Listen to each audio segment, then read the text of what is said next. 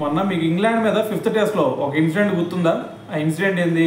Chris Woakes fielding చేసేటప్పుడు తన భుజానికి గాయమైంది.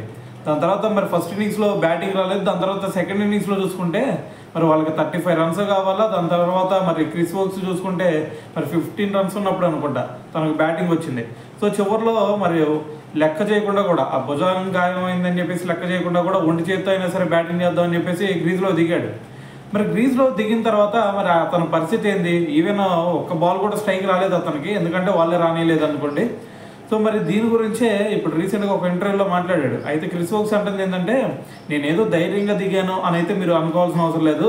సో నేను చాలా భయంతోనే దిగాను ఆ రోజు గ్రీజ్లోకి, ఎందుకంటే అటువైపు బాల్ చూసుకుంటే 140 km/hతో బాల్ వస్తూ ఉన్నాయి. మరి వాటిని ఒంటి చేత్తో నేను ఎదుర్కోవాలి అంటే చాలా కష్టం అది. సో నేను చాలా భయపడుతూనే దిగాను, దేవుడే నన్ను కాపాడాడు ఒక బాల్ కూడా ఎదుర్కొనికుండా.